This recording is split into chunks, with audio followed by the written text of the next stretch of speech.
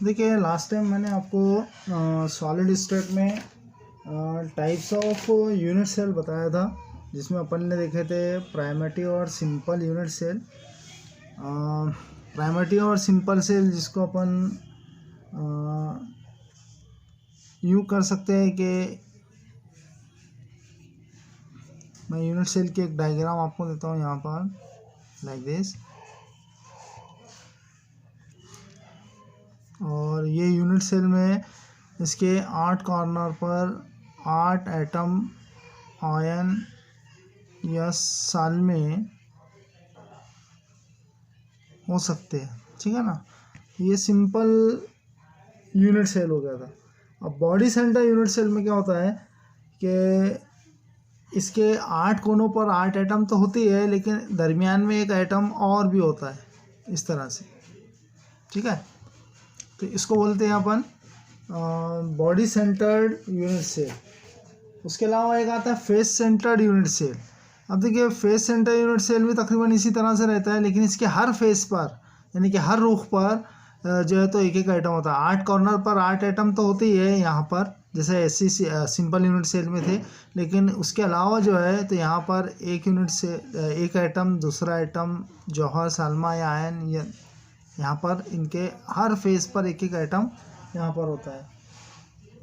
जबकि base centre जो रहता है, तो बेस सेंटर के अंदर क्या होता है कि इसके कोई 2 अपोजिट फेसेस के ऊपर आइटम, आयन, जौहर या साल्मा मौजूद हो सकता है। जैसे कि यहाँ पर यूनिट सेल की मैं डायग्राम आपको दे रहा हूँ।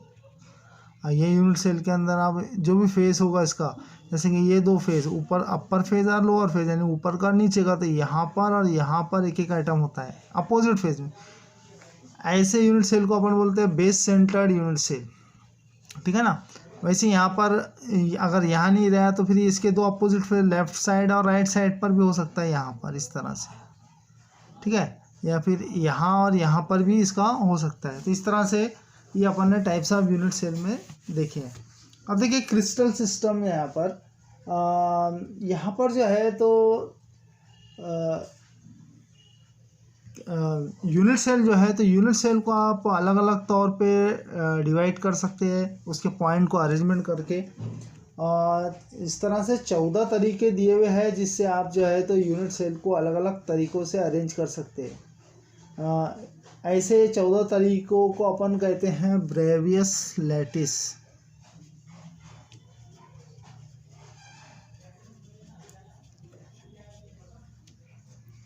ठीक है ना।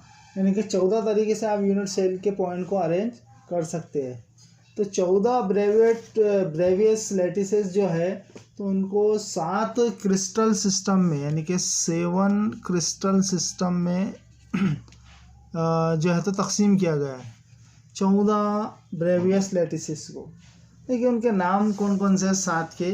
तो पहला यहाँ पर जो नाम दिया हुआ है, तो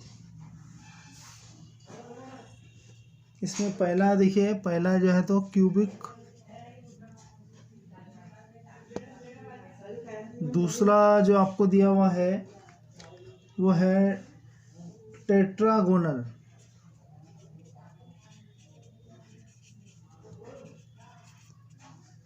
तीसरा आपको जो दिया हुआ है ऑर्थोरोम्बिक,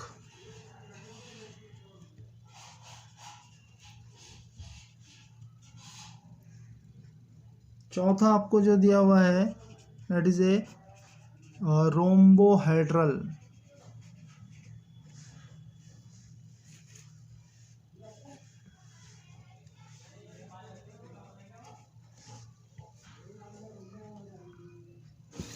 और उसके अलावा फिर 5वां, 6वां और 7वां यहाँ पर जो दिया हुआ आपको 5th नंबर का दैट इज ए मोनोक्लिनिक। उसके बाद 6ठा जो दिया हुआ है दैट इज ए ट्राइक्लिनिक, और 7वां जो दिया हुआ है दैट इज ए हेक्सागोनल, ठीक है ना। अब देखिए इसके लिए मैं आपको याद रखने के लिए 7 क्रिस्टल सिस्टम जो है तो इनको याद रखने के लिए एक कीवर्ड देता हूँ, उसको आप ध्यान में रखिए, उससे आपको आसानी से याद होगा। आप एक छोटा सा वर्ड याद रखिए, that is a C Tom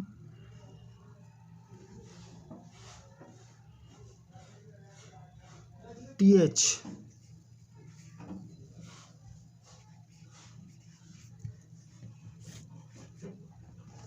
क्या याद रखना है आपको? CTORM tom TH। अब देखिए सी का मतलब यहाँ पर क्यूबिक, टी का मतलब यहाँ पे ट्राइगोनल और सॉरी टेट्रागोनल,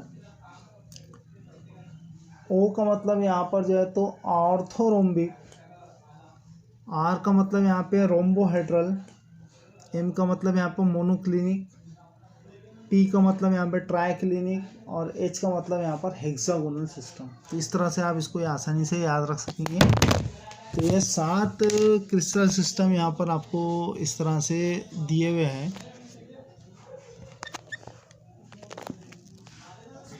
जिसको आप आसानी से जो है तो याद कर सकते हैं या ध्यान में रख सकते हैं। ओके, अब देखिए यहाँ पर अपन देखेंगे number of atoms in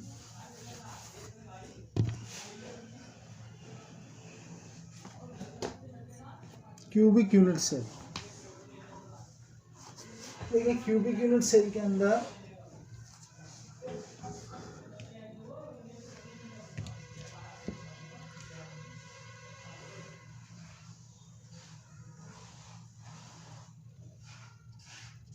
number of atoms in cubic unit cell।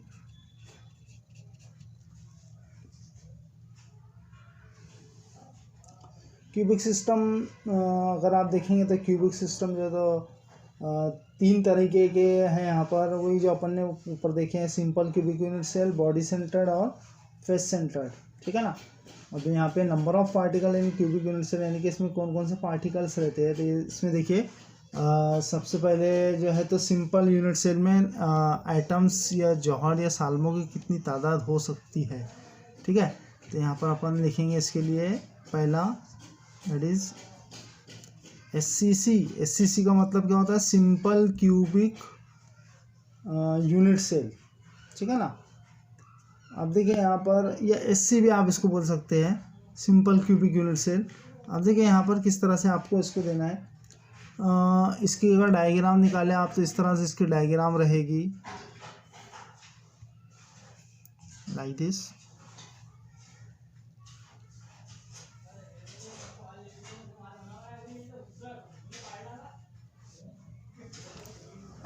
अब देखिए इसके हर कॉर्नर पे जो है तो एक एटम रहता है, ठीक है। एक एटम जौहर साल्मा या आयन मौजूद होता है, जैसे कि यहाँ पर। तो 8 कॉर्नर है और हर कॉर्नर पे जो है तो एटम जौहर या साल्मा जो है तो 1/8 हिस्सा जो है तो इसका कंट्रीब्यूट करता है, ठीक है ना। तो ऐसे 8 कॉर्नर है तो 8 को अपन मल्टीप्लाई करेंगे 1/8 से इंटू 8, ठीक है। इसको इससे कैंसिल अगर कर दिए तो क्या बच रहा? 1। तो यानी कि नंबर ऑफ एटम इसमें कितने हो गए? 1, ठीक है। उसके बाद देखिए दूसरा ये हो गया सिंपल क्यूबिक यूनिट सेल में, यानी कि SCC में नंबर ऑफ एटम जो रहता है वो 1 रहता है। उसके बाद आते हैं अपन दूसरा सिस्टम जो है इसका, body centred cubic unit cell, जिसको अपन BCC बोलेंगे, ठीक है ना। अब BCC में देखिए नंबर ऑफ एटम कितने आएंगे।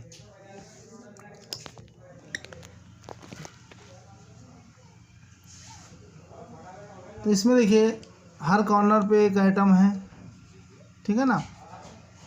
तो हर कॉर्नर के एक आइटम को अपन कंट्रीब्यूट कितना कर रहा हूँ? 1/8, ठीक है। अब चूँकि 8 कॉर्नर है, दैट इज 1/8 इंटू 8, ठीक है ना। अब 8 कॉर्नर के 8 1/8, हर कॉर्नर 8 कॉर्नर है, हर कॉर्नर जो है तो 1/8 हिस्सा जो है तो कंट्रीब्यूट करता है, कॉर्नर वाला ये पॉइंट जो है। अब चूँकि BCC है इसलिए इसके दरमियान में भी एक आइटम जौहर या साल्मा मौजूद होता है, ठीक है ना। यहाँ से ये तो कैंसिल होगा तो कितना आ रहा है 1, और ये जो बीच वाला आइटम है ये पूरा का पूरा कंट्रीब्यूट करता है, तो 1 + 1 दैट इज इक्वल टू 2, तो BCC में नंबर ऑफ आइटम कितने होंगे फिर 2 हो जाएगी, ठीक है ना। उसके बाद देखिए तीसरा जो आएगा दैट इज ए FCC। अब FCC में क्या है, तो देखिए FCC के अंदर उसका भी तकरीबन स्ट्रक्चर इसी तरह से रहता है, लेकिन इसके हर फेस पे एक आइटम होता है लाइक दिस।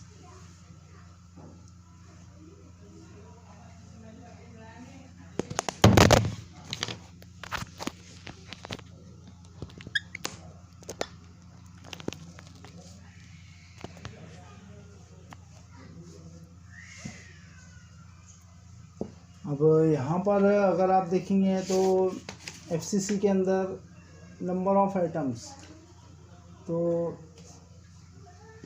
अब यहाँ पर चूँकि हर फेस में है तो फेस पर जो आइटम्स है वो अपना हाफ जो है तो कंट्रीब्यूट करता है। ऐसे कितने फेस है इसके 1 2 3 4, ये बैक साइड का 5 और ये फ्रंट साइड 6, तो हाफ इंटू 6, जिससे इसको कैंसिल करेंगे तो क्या हो जाएगा 3, ठीक है ना। और 1/8 हिस्सा इसका ये कंट्रीब्यूट हो रहा कॉर्नर का, ये वाला 1/8 into 8 that is equal to 1, तो यहाँ पे 1 + 3 दैट इज इक्वल टू 4, तो number of item in FCC कितने हो जाएंगे 4 हो जाएंगे, ठीक है ना। तो इस तरह से आप जो है तो इसका स्ट्रक्चर या इसके स्ट्रक्चर को शो कर सकते हैं, ठीक है। बाकी अपन नेक्स्ट पीरियड में या उसमें देखें।